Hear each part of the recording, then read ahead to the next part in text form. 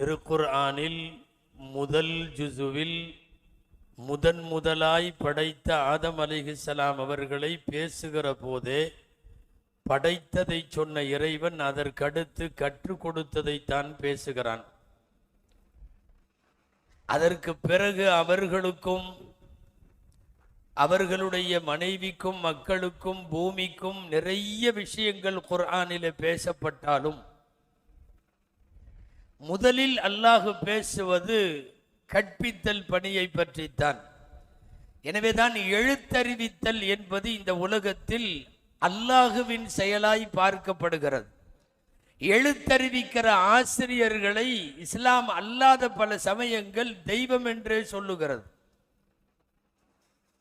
எழுத்தறிவிப்பல் என்பது அவ்வளவு பெரிய பணி. நம்மெல்லாம் கேள்விப்பட்டிருக்கலாம், அன்ன சத்திரம் 1000 நட்டல் என்னமோ நிறைய சொல்லிட்டு அன்னையாவினும் புண்ணியங்கோடி ஆங்கோர் ஏழைக்கு எழுத்தறிவித்தல். ஒரே ஒரு குடும்பத்தில் ஒருவருக்கு கல்வி கொடுத்து விட்டால் அந்த குடும்பத்தினுடைய இம்மையும் சிறந்துவிடும்.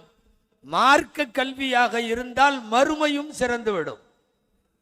இம்மையும் மறுமையும் சிறக்க வேண்டுமானால் ஒரு குடும்பத்தில் கல்வி தரப்பட வேண்டும்.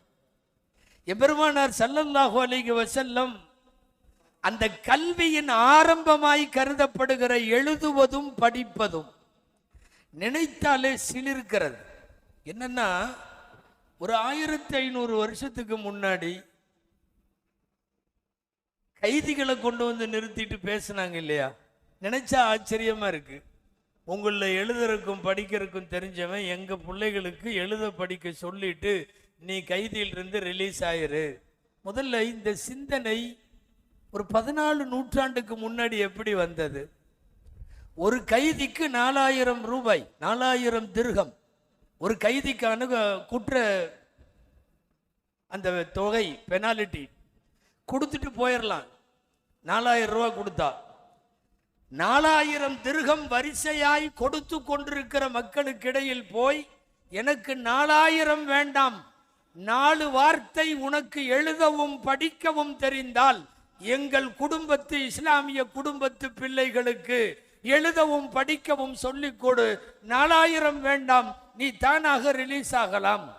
ஒரு சமூக தலைமை, ஒரு தூர நோக்குடைய தலைமை, தொலைநோக்கு சிந்தனை உள்ள தலைமை வெகு காலத்திற்கு முன்னாலே யோசிக்கிறது.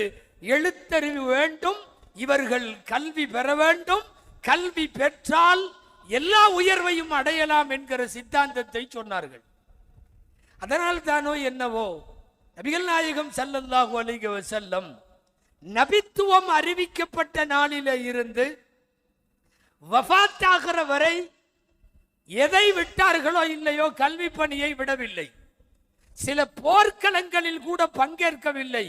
ஆனால் கற்றல் கற்பித்தலை நிறுத்தவில்லை. நமக்கென்று படிப்பவும் ஓதவும் அமரவும் பேசவும் கற்கவும் கற்பிக்கவும் ஒரு இடமில்லையே என்கிற போது ஒரு 16 வயது பையன் எழுந்து நின்றார் ரசூலுடைய சபையில். மக்காவினுடைய துவக்க காலத்தில் அவருக்கு அர்க்கம் என்று பெயர். அர்க்கம் இப்னுல் அர்க்கம். என் வீட்டை எடுத்துங்க, அங்கே வஹி வரட்டும், அங்கே இஸ்லாத்தில் சேருவோர் சேரட்டும், மார்க்க பணிகள் அங்கு நடக்கட்டும், என் வீட்டை எடுத்துக்கொள்ளுங்கள்.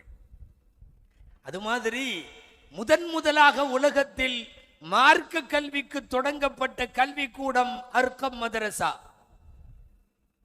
அங்கே வைத்துத்தான் நிறைய பெருமக்கள் பெரும் புள்ளிகள் இஸ்லாமில் இணைந்தார்கள். உமர் ரலியல்லாஹு அன்ஹு இஸ்லாத்தில் இணைந்தது அந்த வீட்டில். நிறைய பெருமக்கள் சேர்ந்தது அந்த வீட்டில். மீண்டும் கற்பித்தல் பணியை வேகப்படுத்த விரும்புகிற நாயகம் ஸல்லல்லாஹு அலைஹி வஸல்லம் வர்றவங்க கூட எல்லாம் 10 பேரை அனுப்பிச்சுடுவாங்க. போய் அவங்களுக்கு எல்லாம் சொல்லி கொடுத்து தேவையான மார்க்க கல்வியை கற்றுக் கொடுத்துட்டு வாங்க. இங்க 10 பேர், அங்க 10 பேர், அங்க 10 பேர். விஷயம் வேகமா பரவி போய் படிச்சு கொடுக்கறதுக்கு ஓதி கொடுக்கறதுக்கு ஆளு கேட்டா உடனடியா கொடுப்பார் முகம்மது. நாம கொலை பண்றதா இருந்தா கூட்டிட்டு வந்து கொலை பண்ணிடலான்னு சொல்லி வேடம் போட்டு ஓதி கொடுக்க ஆள் வேண்டும் என்று கேட்டு கூட்டி போய் வழியிலே கொலை செய்த வரலாறுகளும் கிதாபுல் மகாசியில் போர்க்களங்களுடைய வரலாறுகளை பதிவு செய்கிற ஹதீஸ் நூலாசிரியர்கள் எழுதி வைத்திருக்கிறார்கள். ரொம்ப கற்பித்தலில் ஆர்வமாக இருந்த ஒரு சஹாபி முஸ்அப் இப்னு உமைர் ரலியல்லாஹு அன்ஹு அவர்களை கூப்பிட்டு தாங்கள் மதீனாவிற்கு செல்லுவதற்கு முன்னாலேயே மதீனாவிற்கு அனுப்பி வைத்து மதீனாவில் வீட்டிலும் சரி முச்சந்தியிலும் சரி தெருவிலே மக்கள் கூடுகிற இடத்திலும் சரி மொத்தமே 6 தெருவு தான் அன்றைக்கு மதீனாவில். 6 தெருவின் மூலையிலும் முஸ்அப் இப்னு உமைர் அமர்ந்து வருவோர் போவோருக்கெல்லாம் மார்க்கத்தை சொல்லிக் கொடுத்தார்கள். விளைவு என்ன தெரியுமா? பெருமானார் மதீனாவிலே நுழைவதற்கு முன்னாலேயே ஒரு பெருங்கூட்டம் தலால் பத்ரு பாடிக்கொண்டு பெருமானாரின் வரவேற்பு கவிதை வாசித்துக் கொண்டு ஒரு பெருங்கூட்டம் மதீனாவிலே தயாராக இருந்ததல்லவா?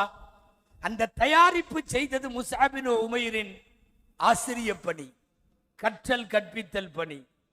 அதற்கு பிறகு உங்களுக்கு தெரியும், திண்ணை மதரசா துவங்கப்பட்டு ஒரே நேரத்தில் 200க்கும் மேற்பட்டவர்கள் மார்க்க கல்வி படித்த திண்ணை மதரசா உலகத்திற்கு பல்வேறு பல்கலை வித்தகர்களை உருவாக்கி தந்தது அந்த திண்ணை மதரசா. சுஃபா என்று பெயர். சுஃபாவிலே வந்தவர்கள் தான் அபூ ஹுரைரா ரலியல்லாஹு அன்ஹு. சுஃபாவிலே இருந்து வந்தவர்கள் தான் ஏராளமான சஹாபாக்கள். அப்படியே மதரசாக்கள் படிப்படியாய் வந்து வந்து வந்து உலகம் முழுக்க வியாபித்தது. ஸல்லல்லாஹு அலைஹி வஸல்லம் நம்மை விட்டு அவர்கள் அல்லாஹுவை தேர்ந்தெடுத்து கொண்டு அவர்கள் ரவுலாவிலே மறைந்து விட்ட ஏறத்தாழ 300 வருஷம். 300 வருஷத்தில் உங்களுக்கு வரலாறு உலமாக்களுக்கு தெரியும், அஸ்ஹர் யூனிவர்சிட்டி உருவாகிவிட்டது. ஜாமிஉல் அஸ்ஹர் 3வது நூற்றாண்டு 300களிலே உருவாகிவிட்டது. அஸ்ஹர் உருவானதற்கு பிறகு அகில உலகத்தில் அரபிக் கல்லூரிகளினுடைய வீரியம் வேற மாதிரி ஆனது. அஸ்ஹர் போன்ற யூனிவர்சிட்டி உருவாக வேண்டும். அதே நூற்றாண்டின் கடைசியிலே பக்தாதிலே நிசாமியா உருவாகிவிட்டது. ஹிஜ்ரி 400களில் சொல்லுகிறேன். எல்லா மதரசாவுக்கு நிசாமியான் பேரு. ஒரே பக்தாதுக்குள்ள 30 அரபிக் கல்லூரி, 30க்குமே நிசாமியான் பேர்.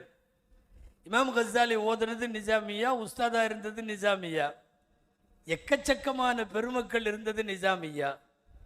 நான் சொல்லிக் கொண்டிருப்பது அரபு கல்லூரிகளுக்கான வரலாறு அல்லாஹுவால் துவக்கி வைக்கப்பட்டு அன்னலம் பெருமான் ஸல்லல்லாஹு அலைஹி வஸல்லம் அவர்களால் முன்னெடுக்கப்பட்டு அது இந்த உம்மத்தில் வாழையடி வாழையாய் வருகிறது.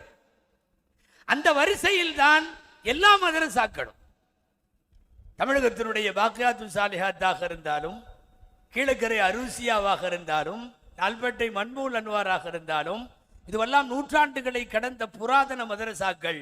அதற்கு பின்னாலே அங்கிருந்து வெளியேறி வந்து உருவான பல்வேறு மதரசாக்களில் இன்றைக்கு தமிழகம் முழுக்க தங்களுடைய தவப்புதல்வர்களை பணியில வைத்திருக்கக்கூடிய சிராஜுல் முனீர் அரபிக் கல்லூரியும் ஒன்று. நிறைய சிராஜிகள் எல்லா மாவட்டங்களிலும் பணியாற்றுவதாக இங்கே பேசியவர்கள் சொன்னார்கள். அல்லாஹ் அவர்களின் ஹிதுமத்தை கபூல் செய்வானாக.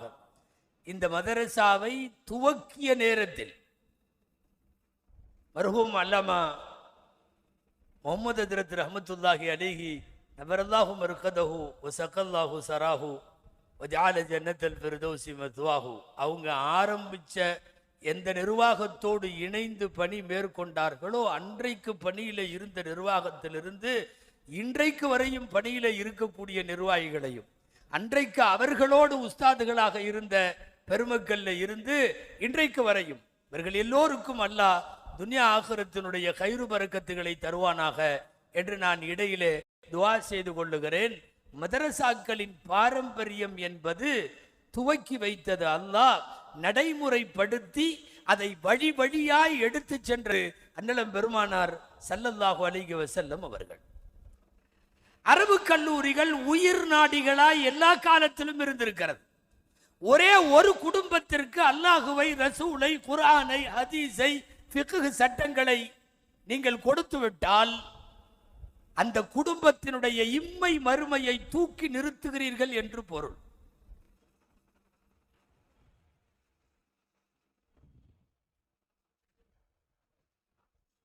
அந்த அடிப்படையில் நபிகள் நாயகம் ஸல்லல்லாஹு அலைஹி வஸல்லம் அவர்களால் வழிநடத்தப்பட்ட மதரசாக்கள் தான் இன்றைக்கு உலகம் முழுக்க.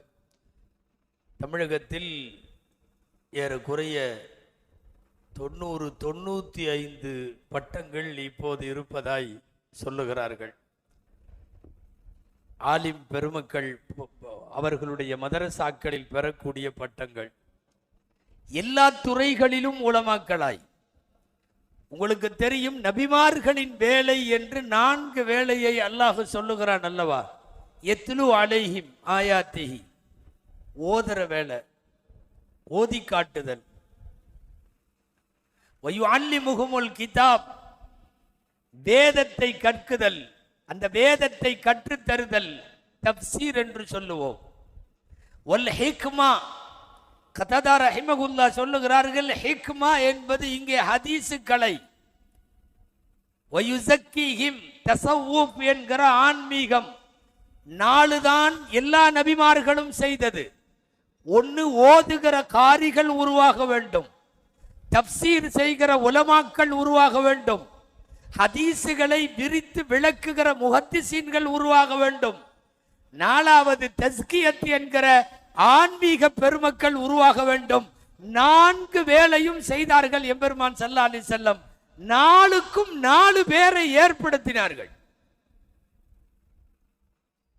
கடல் போன்ற கல்விகளை கொண்ட பெருமக்களை இந்த ஒவ்வொன்றுக்கும், உபை இப்னு கஅப் ரலியல்லாஹு அன்ஹு, இப்னு மஸ்ஊத் ரலியல்லாஹு அன்ஹு போன்ற பெருமக்கள் காரிகளாய் உலகத்திற்கு பெருமானாரால் தரப்பட்டவர்கள். வயுஅல்லிமுஹுமுல் கிதாப், இப்னு அப்பாஸ் ரலியல்லாஹு அன்ஹு போன்றவர்கள் அன்னலாரால் திருக்குர்ஆன் விரிவுரைக்காக தரப்பட்டவர்கள். வல் ஹிக்மா, அபூ ஹுரைரா ரலியல்லாஹு அன்ஹு போன்றவர்கள் ஹதீசுக்களைக்காக, ஹதீசுகளை உலகத்திற்கு கொண்டு போய் சேர்ப்பதற்காக உலகத்தில் ரசூலுல்லாஹுவால் தரப்பட்டவர்கள். வயுஸக்கிஹிம், ஆன்மாவை சுத்தப்படுத்துகிற தஸவ்வுஃப் என்ற அகமியத்தை, ஆன்மீகத்தை அலி ரலியல்லாஹு அன்ஹு வழியாக இந்த உலகத்திற்கு விரித்தார்கள் பெருமானார் ஸல்லல்லாஹு அலைஹி வஸல்லம். காரிகளாய், ஆலிம்களாய், ஹாஃபிதுகளாய், முஃபஸ்ஸிர்களாய், முஹத்திஸ்களாய் எத்தனை துறை வேண்டுமோ அத்தனை துறைகளுக்கும் ஆட்களை ஏற்பாடு செய்து வைத்தது பெருமானார் ஸல்லல்லாஹு அலைஹி வஸல்லம். மதரசா நடத்தினா மட்டும் பத்தாது, ஓதணும் இல்லையா? இப்போல்லாம் 7 வருஷம் ஓதுறது கஷ்டம்னு நினைக்கிறாங்க, ரொம்ப கஷ்டம்னு நினைக்கிறாங்க. சில பேர்லாம் வந்து கோர்ஸ் விசாரிப்பாங்க, எப்போ என்னன்னு கேட்டால் நம்ம சொல்லுவோம் இல்லையா? 7 வருஷம். 7 வருஷமா என்ன பண்ணுறீங்க? நாங்கள் பிகாம் 3 வருஷத்தில் முடிக்கிறோம், பிஏ 3 வருஷத்தில் முடிக்கிறோம், எம்பிபிஎஸ்சி 5 வருஷத்தில் முடிக்கிறோம், நீங்கள் 7 வருஷமா என்ன பண்ணுறீங்க? அந்த 7 வருஷங்கிறது பெருசாக பேசுகிறவங்கள்ட்ட நம்ம சொல்ல வேண்டியது என்ன தெரியுமா? 7 வருஷங்கிறது ஆக கம்மி. சில பேர் அதுக்கு மேலே 2 வருஷம், 9 வருஷம், ஆப்சாவாக இருந்தால் அப்புறம் ஒரு 3 வருஷம், 13 வருஷம், 14 வருஷம். அவங்கள்ட்ட சொல்ல வேண்டியது என்ன தெரியுமா? 25 வருஷம் ஓதனவங்க, 30 வருஷம் ஓதனவங்கெல்லாம் உண்டு. பல்லாண்டு கணக்கில் ஓதியவர்கள். அன்பானவர்களே, இமாம் புகாரி ரஹ்மத்துல்லாஹி அலைஹியுடைய கல்வி காலம்னு எவ்வளவு சொல்லலாம் அப்படின்னு சொல்லும்போது, புகாரி ஷரீஃபினுடைய விரிவுரையாளர் இப்னு ஹஜர் ரஹ்மத்துல்லாஹி அலைஹி சொல்றாங்க 30 வருஷம் சொல்லலாம். வெறும் கல்வி தேடல் காலம் மட்டும். அவங்க அதுக்கு அப்புறமா அவர்கள் தொகுக்கிற பணியில ஈடுபட்ட காலம் எல்லாம் அல்ல, கல்வி காலம் மட்டும் 30 வருஷம். ஒரு பலஸ்தீன்ல, நான் ஒரு வரலாறு சொல்லுகிறேன். பலஸ்தீன்ல ஒரு அம்மா, கணவர் மௌத்தா போயிட்டாரு, கை குழந்தை, குழந்தை பேர் முகம்மது, 2 வருஷத்து குழந்தை. அந்த அம்மா ஆசைப்படுது, என்ன ஆசைப்படுது தெரியுமா? பெரிய ஆலிமா என் பையனா ஆக்கணும். கணவர் மௌத்தா போயிட்டாரு சின்ன வயசுலயே. எல்லாத்துட்டையும் கேட்குது, எங்க ஓதி கொடுப்பாங்க? பெரிய ஆலிமாக்கணும், மக்காவுக்கு போயிருந்துட்டாங்க. அந்த அம்மா மக்காவுக்கு வந்துருச்சு. மக்காவுக்கு வந்து வீடுகளில் பாத்திரம் தேய்ச்சி கழுவுற வேலை. நான் பாத்திரம் தேய்ச்சி வீட்டு வேலை செஞ்சு உன்னை ஓத வைக்கிறேன், நீ போய் ஹரம் ஷரீஃபில் ஓதுன்னு விட்டுருச்சு. அந்த பையன் 5 வருஷம் கொஞ்சம் பெருசானதுக்கு அப்புறம் 4-5 வயசுல கொண்டு போய் விட்டாங்க. 5 வருஷம் ஓதுனார். ஓதி முடிச்ச உடனே இனிமேல் எங்கள் அம்மாவை வேலை செய்ய விடாம நான் போய் ஏதாவது சம்பாதிக்கிறேன்ட்டு வந்தார். அந்த அம்மா அதுக்குள்ளே எங்கேயோ விசாரித்து வச்சிருச்சு. மதீனால நல்லா ஓதி தருவாங்களாம். ஒரு 5 வருஷம் போயிட்டு வந்துச்சு. நம்மளையெல்லாம் இப்போ லீவில் போகிறப்போலாம் நம்ம அம்மா இந்த வருஷத்தோடு முடிச்சுக்கலாமான்னு கேட்குறாங்க நிறைய பேர். இவன் எப்படா சம்பாதிப்பாங்கிற மாதிரி. திரும்ப 5 வருஷம் மதீனா முடிச்சுட்டு வந்துட்டார். இனிமேல் போகிற மாதிரி இல்லைன்ற முடிவோடு வந்தார். அந்த அம்மா அதுக்குள்ளே விசாரித்து வச்சிருக்குது. ஏப்பா, யமனில் யாரோ ஓதி கொடுக்குறாங்களாம், பெரிய ஷேகா, அவங்கள்ட்ட யமனில் ஒரு 3 வருஷம் மட்டும் அங்கே போயிட்டு வந்துடுறேன்னுச்சு.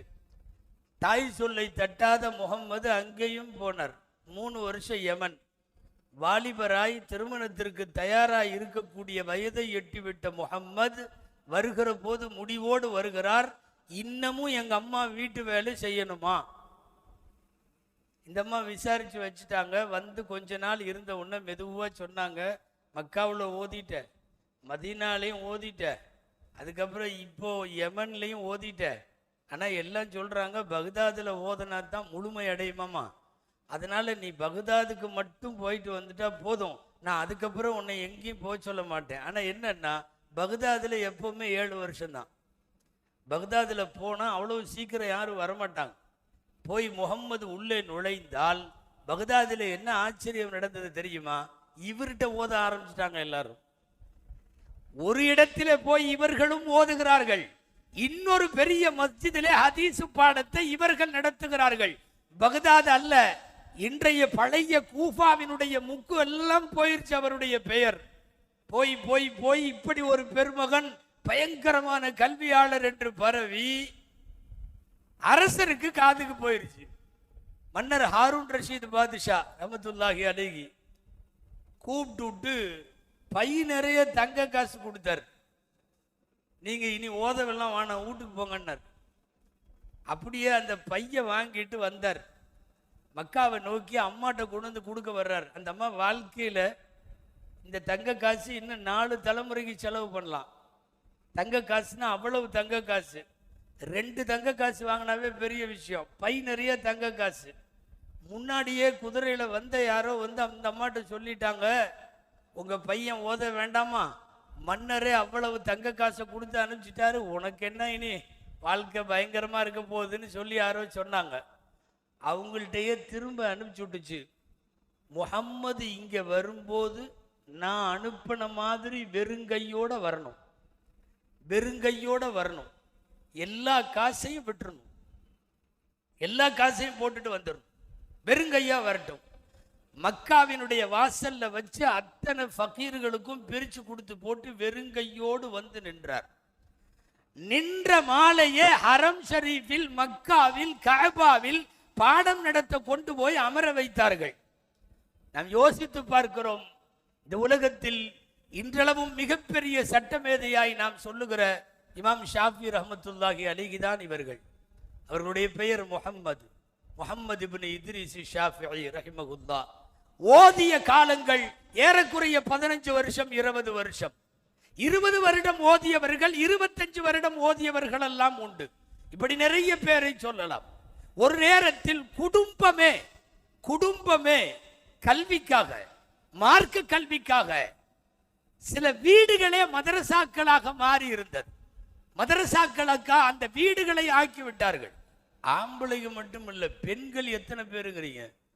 உலமாக்களுக்கெல்லாம் தெரியும், சஹீஹுல் புகாரியினுடைய விரிவுரையாளர் அல்லமா இப்னு ஹஜர் ரஹ்மத்துல்லாஹி அலைஹி அவர்கள், அவங்க புகாரிக்கு விரிவுரை எழுதிட்டு இருக்காங்க. இந்த உலகத்துல கடல்னு சொன்னா அவங்க கல்வி கடல். அவங்க மனைவி ஒருத்தர் இருந்தாங்க, உன்ஸ் காத்தூன் அப்படின்னு அவங்களுக்கு பேர், உன்ஸ் காத்தூன். அந்தம்மா புகாரிக்கு விரிவுரை எழுதுவாங்க, பாடம் நடத்துவாங்க. எகிப்தில் இருக்கிற இன்றளவும் மிகப்பெரிய பல்கலைக்கழகம் போட்டு இருக்கிற பள்ளிவாசல், நெட்ல சர்ச் பண்ணி பாருங்க, மஸ்ஜித் அம்ர் இப்னுல் ஆஸ்ன்னு அடிங்க, அந்த பள்ளிவாசல்ல ஒரு ஓரத்தில் அந்த அம்மா ஹதீஸ் நடத்துவதற்கு மஜ்லிஸ் இருந்துச்சு. அந்த மஜ்லிஸ்ல பெரிய பெரிய உலமாக்கள் ஓதினார்கள். உஸ்தாத் யாரு தெரியுமா? இப்னு ஹஜர் ரஹ்மத்துல்லாஹி அலைஹியுடைய மனைவி. இந்த வருஷத்துக்கு ஒரு தடவை புகாரி ஷரீஃப் மஜ்லிஸ் நடக்கும். நீங்க கேள்விப்பட்டிருக்கலாம். காயல்பட்டினத்துல, அதிராம்பட்டினத்துல இங்கெல்லாம் புகாரி மஜ்லிஸ் நடக்கும். அந்த புகாரி மஜ்லிஸ்ல ரஜபு ஷாபானுடைய நேரத்தில் அந்த 40 நாள் கிட்டத்தட்ட சஹீஹுல் புகாரியை படிச்சு முடிச்சு ஹத்தம் செய்வாங்க. புகாரி ஷரீஃப் நிறைவு விழானெல்லாம் நடக்கும். நீங்க கேள்விப்பட்டிருப்பீங்க. முதல்ல மிஸ்ர் தேசத்துல இந்த அம்மா தான் ஆரம்பிச்சாங்க. அதை உன்சு காத்தூன் புகாரி ஷரீஃபை படிக்கிறது. அவங்களுடைய மஜ்லிஸ்ல 40 நாள் புகாரி வாசி முடிச்சு அவங்க விளக்கம் சொல்லி அவங்க பாடம் நடத்தி ஹத்ம புகாரி நடக்கும். இன்றைக்கும் உலகத்தில் நடக்கிற புகாரி மஜ்லிஸ்களுக்கெல்லாம் மூல காரணம் என்று யார் என்று பார்த்தால் இந்த உன்சு காத்தூன் என்கிற பெண்மணி. இப்னு ஹஜர் ரஹ்மத்துல்லாஹி போய் சொன்னாங்க, நீங்க தான் பெரிய ஆலிமு, கல்வி கற்றுக் கொடுக்குறீங்கன்னு நினைச்சோம், உங்க மனைவி இப்படி இருக்காங்களே அப்படின்னு. என் பிள்ளைகளுக்கு அவள் நல்ல தாய், என்னுடைய கிதாபுகளுக்கெல்லாம் அது கொஞ்சம் கூட சோர்வடையாமல் வேலை கொடுத்து கொண்டே இருப்பவள் என் மனைவி. சொல்ல போனால் ஒரு நல்ல ஷேகாக இருக்கிறாள் என்று சொன்னார்கள். அன்பானவர்களை, நான் நீண்ட வரலாறுகளை சொல்லுவது நோக்கம் அல்ல. மார்க்க கல்வி என்பது மரபாய் பாரம்பரியமாய் முன்னெடுத்து வரப்படக்கூடிய இல்முதான் மதரசாக்களில் போதிக்கப்படக்கூடிய இல்முகள். உலகத்தில் மிகப்பெரிய ஞானியாய் அறியப்பட்டு பொதுமக்கள் எல்லோருடைய நாவிலேயும் பேசப்படுகிற முஹ்யித்தீன் அப்துல் காதர் ஜீலானி கத்தஸல்லாஹு சிர்ரஹுல் அஸீஸ் கௌதுல் ஆலம் என்று நாம் கூப்பிடுகிற அவர்கள் பெரிய குத்துபானாங்க இல்லையா, மிகப்பெரிய வழி குத்துபு. அவங்க சொல்றாங்க, எனக்கு குத்துபு எப்படி கிடைச்சது தெரியுமா? உட்கார்ந்து வெறும் திக்ரு செஞ்சுட்டே இருந்து இல்ல, சஜிதா செஞ்சுட்டே இருந்து இல்ல, தரஸ்துல் இல்ம ஹத்தா சிர்து குத்துபன்.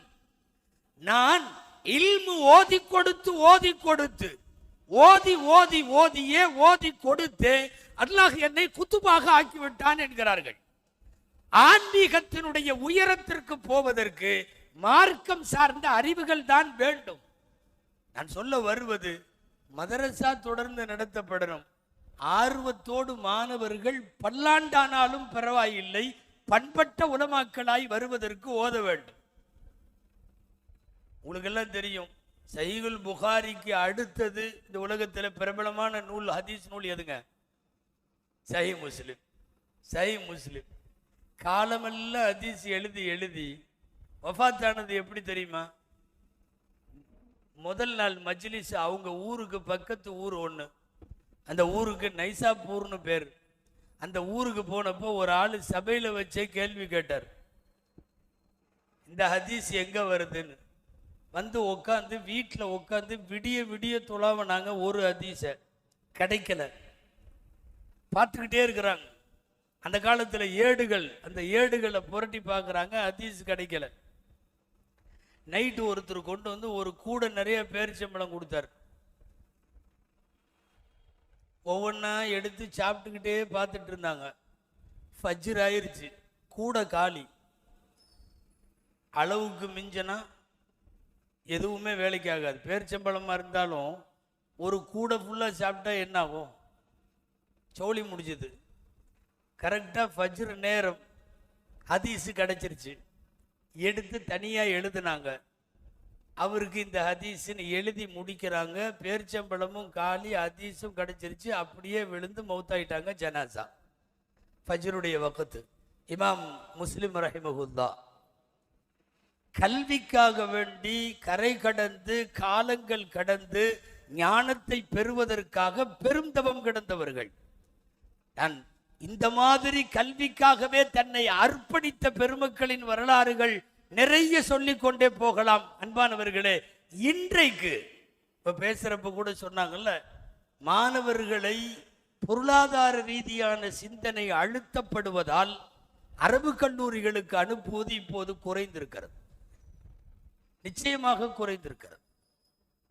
ஒரு நேரத்தில் தமிழகத்தினுடைய மதரசாக்களில் ஓதிய மாணவர்களின் எண்ணிக்கையும் இப்போது ஓதக்கூடியவர்களின் எண்ணிக்கையும் என்று எடுத்து பார்த்தால் மிகப்பெரிய வித்தியாசம். பக்கத்தில் இருக்கிற கேரளாவில் லட்சக்கணக்கில் ஆலிம்கள், லட்சக்கணக்கில் மாணவர்கள், 5 லட்சம் பேருக்கு மேலே சொல்லுகிறார்கள் அங்க இருக்கிற சமஸ்த கேரளாவினுடைய உலமாக்கள். தமிழ்நாட்டில் எங்க போறது? சில ஆயிரங்களிலேயே இருக்கிறோம். லட்சத்தை கூட நாம் எட்டுவதற்கு வெகு காலம் ஆகும். பக்கத்து மாநிலத்தில் அவ்வளவு ஆலிம்கள். நீங்கள் இதே இந்தியாவினுடைய நார்த் இந்தியாவில் எக்கச்சக்கமான உலமாக்கள், லட்சங்களில் அந்த மாநிலங்களின் எண்ணிக்கை போய்விட்டது. இங்க சவுத்திலையும் அந்த மாநிலங்களில் போய்விட்டது.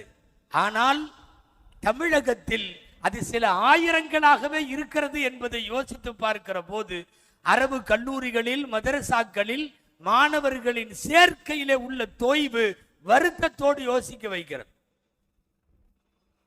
சும்மா சில பேர் எல்லாம் முதல்லையாவது சொல்லுவாங்க, ஆம்பளை பையன் பிறந்து அஜரத்து பேர் வைக்கிறதுக்கு போய் உட்காந்தா துவா செய்யுங்க அஜரத், பையனை ஹாஃபிஸ் ஆக்கி ஆலிமாக்கி அதாக்கி இதாக்கின்னு ஏதாவது சொல்லுவாங்க. ஆக்க மாட்டாருன்னு நமக்கும் தெரியும், ஒரு சுச்சுவேஷன் அந்த மாதிரி தான். இருந்தாலும் ஆசைப்பட்டு சொல்லுவாங்க இல்லையா? இப்போல்லாம் யாரும் அதையும் சொல்றதில்லை. பேர் வைக்கிறப்ப பேசாமல் உட்காந்துக்கிறான். என்ன மனசுல வேற மாதிரி கணக்கெல்லாம் ஓடிட்டு இருக்கும். அன்பானவர்களே, பொருளாதாரத்தை மையப்படுத்தி யோசிக்க துவங்கினால் உம்மத்திற்கு உலமாக்கல் கிடைக்காமல் போய்விடும். அப்படிப்பட்ட ஒரு சூழல் அரபு கல்லூரிகளின் தொய்விலே தான் அடங்கி கிடக்கிறது.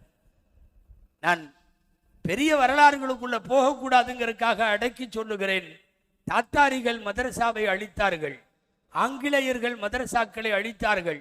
இப்போது இருக்கிற மதவாத சக்திகளும் மதரசாவின் மீது குறி வைத்திருக்கிறது. அசாம்ல 285 மதரசா இருக்கு. 285 மதரசாவும் இப்போது அரசுடைமையாக்கப்பட்டு விட்டது. கவர்மெண்ட் கையில. நாசிர் ஹசரத்னு சொல்றாங்கல்ல, முதல்வர் உட்கார்ந்து இருக்கார், பின்னாடி பிரதமருடைய படம் இருக்கிறது. வச்சாகணும். அரசுடைமையாக்கப்பட்டு விட்ட மதரசாக்கள். இன்றைக்கு வந்திருக்கக்கூடிய வக்ஃப் பிரச்சனைகளுக்கு பின்னாலே கூட மதரசாக்களினுடைய அழிக்கக்கூடிய அஜெண்டாவும் அதற்குள்ளே இருக்கிறது. விரிவாக பேச வேண்டியதில்லை. எதிரிகளின் கண்களை உறுத்துகிற, அவர்களுக்கு சிம்ம சொப்பனமாக இருக்கிற அரபு கல்லூரிகள் இந்த உம்மத்திற்கு பெரிய நேமத்தாய் கொண்டாடப்பட வேண்டும். அது ஊக்குவிக்கப்பட வேண்டும். வேகமான வளர்ச்சிகளை நோக்கி முன்னெடுக்கப்பட வேண்டும். ஆனால் எவ்வளவு பெரிய தொய்விலை இருக்கிறது என்பதை யோசிக்கும். பொதுவா ஃப்ரீயா ஏதாவது கொடுத்தாவே நம்மள்ட்ட கொஞ்சம் இளிச்சவாயத்தனமா இருக்கும். ஃப்ரீயா கொடுத்துட்டா யாரும் கோவிச்சு கூடாது. காஸ்ட்லியா ஏதாவது போட்டோம்னா வரிசையில் நிற்பாங்க. ஃப்ரீயா கொடுக்கறோம்ல, இலவசமாக கொடுக்கிற எல்லாமே மதிப்பிழந்து போய் விடுகிறது. இலவசமாக கொடுக்கறது. சென்னையில் இங்கே ஷாவுல் மீதெல்லாம் இருக்காங்க. சென்னையில் சில எல்கேஜி யூகேஜிக்கு இஸ்லாமிக் ஸ்கூல் இருக்கு. ஆச்சரியப்படுவீங்க. 2 லட்சம் ரூபா ஃபீஸ். 2 லட்சம் இஸ்லாமிக் ஸ்கூல். இங்கிலீஷ் இதோட இன்டர்நேஷனல் லெவலில் உள்ள இங்கிலீஷோட இஸ்லாமிய மார்க்கத்தை சொல்லித் தருகிறோம் என்று முஸ்லிம் குழந்தைகளை 2 லட்சம் ரூபா ஃபீஸ் வாங்க. இப்போ என்னன்னா, அதுக்கு 6 மாசத்துக்கு முன்னாடியே போய் நம்ம ஆளுங்க வரிசையில் நிற்கிறாங்க. நீங்கள் பள்ளியிலே மக்தப் மதரசாவுக்கோ, அரபி மதரசாவுக்கோ, இப்ஸ் மதரசாவுக்கோ சமுதாயம் செலவழிக்க காத்திருக்கிறது, வாருங்கள் அப்படின்னா பார்க்கலான்ட்டு அப்படி உட்கார்ந்துக்கிறாங்களா இல்லையா? இலவசமாக தருகிற போது அதன் மரியாதையும் தரமும் ஏன் இப்படி குறைகிறதுன்னு தெரியல. நாளைய சமுதாயத்திற்கு மார்க்கத்தை எடுத்து சொல்ல தேவையான ஒரு போர்ப்படையை உருவாக்குவது மதரசாக்கள். அந்த அடிப்படையில் தான் மதரசாக்கள் மேம்படுத்தப்பட வேண்டும் என்கிற அடிப்படையில் இந்த சிராஜிகளினுடைய பேரவை இன்றைக்கு நடைபெற்ற கூட்டத்தில் மதரசாக்களை குறித்தும் அதன் அகமியங்களை குறித்தும் ஒரு 4 வார்த்தை உங்களுடைய காதுகளுக்கு, செவிகளுக்கு சென்று சேர்க்க வேண்டும் என்கிற அடிப்படையிலே தான் இந்த விஷயங்கள் சொல்லப்பட்டது. பன்னெடுங்காலமாய் ஒரு நல்ல பாரம்பரியத்தை உருவாக்கி இருக்கக்கூடிய இங்கிருக்கிற அரபிக் கல்லூரி நிர்வாகிகளையும், ஏன் தமிழகம் முழுக்க இருக்கக்கூடிய தோய்ந்து வரக்கூடிய நிலையிலே உள்ள கல்லூரிகளின் நிர்வாகத்தையும் நாம் இந்த விழாவின் மூலம் கேட்போம். தயவு செய்து எப்பாடுபட்டாவது மதரசாவை உயர்த்தி நிறுத்துங்கள், தரத்தை உயர்த்தி நிறுத்துங்கள். இதனுடைய மேம்பாட்டிற்காக உங்களினுடைய பணிக்காலத்தில் நீங்கள் அர்ப்பணம் செய்யுங்கள். அல்லாஹு ஜல்ல ஷானஹு தஆலா இந்த மதரசாவை கபூல் செய்வானாக. இங்கிருந்து வெளியாகி பல்லாண்டுகள் பல்வேறு இடங்களில் பணிபுரியக்கூடிய இந்த ஆலிம் பெருமக்களினுடைய சேவைகளை அல்லாஹ் கபூல் செய்வானாக. இனிவரும் காலங்களில் பன்னெடும் காலம் வரும் நாட்களிலே இந்த மதரசாவை சிறப்பாக நடத்த இங்கிருக்கிற நிர்வாகத்திற்கும் ஆசிரியர் பெருமக்களுக்கும் ஓதுகிற மாணவர்களுக்கும் அல்லாஹ் மனோ வலிமையையும் உத்வேகத்தையும் தருவானாக என்று உங்கள் எல்லோருடைய மன நிறைவோடு பிரார்த்தித்து நல்ல வாய்ப்புக்கு நன்றி சொல்லி நிறைவு செய்கிறேன். வஆகிர் தஅவானா அல்ஹம்துலில்லாஹி ரப்பில் ஆலமீன். அஸ்ஸலாமு அலைக்கும் வரஹ்மத்துல்லாஹி வபரகாத்துஹு.